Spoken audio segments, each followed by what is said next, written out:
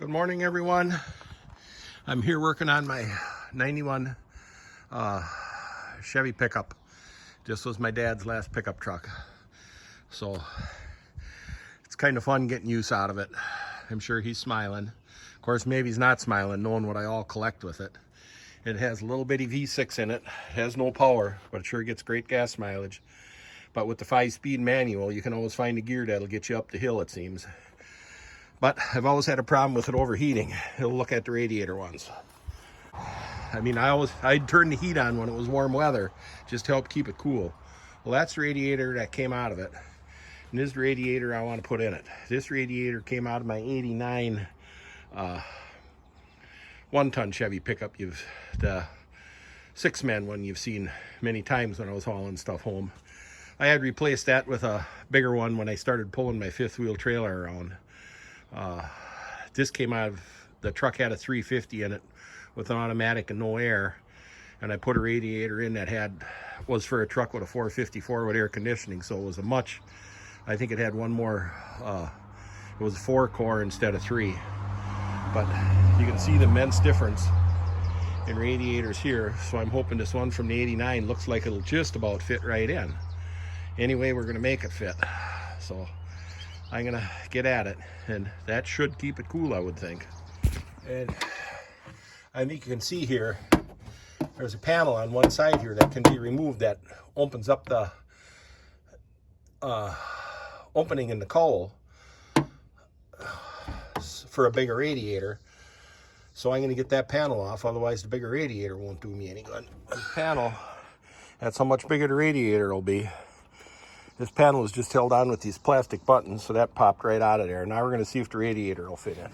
Now I pulled this rubber mount block out from here, and there's the hole over here to put it in for a bigger radiator.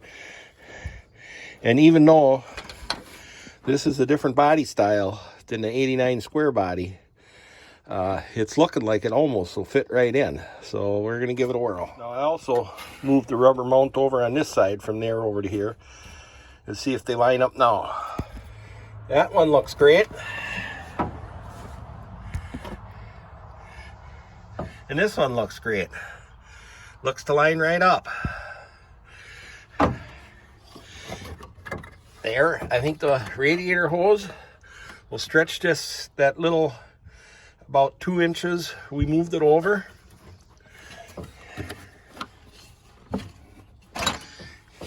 It appears to be the same diameter hose.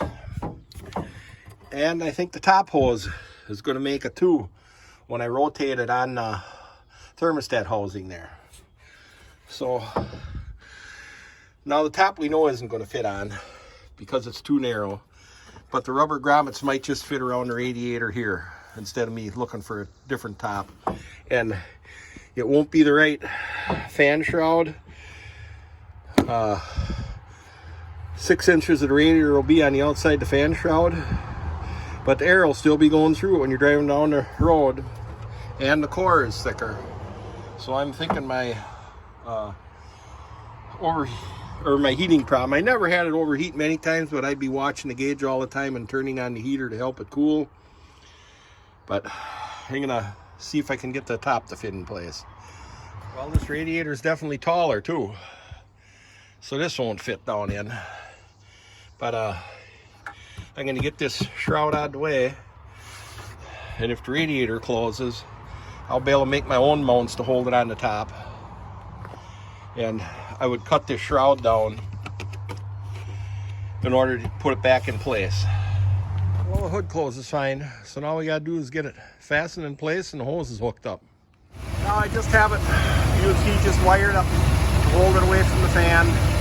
I'm gonna have to cut this hose and put a piece of pipe in it to make it longer so the radiator tilts all the way forward. I'll get the top half of the shroud back on, but this is good enough to fill it with water and drive it and bring it up to temperature. The radiator didn't leak when I took it out of the other truck, but I just want to make sure. I took it out for a 5-mile drive, got her up to temperature.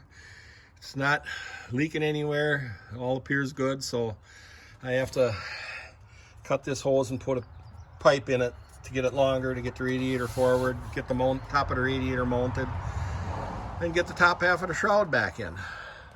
But you can see how much radiator I'm gaining on this side outside of the shroud.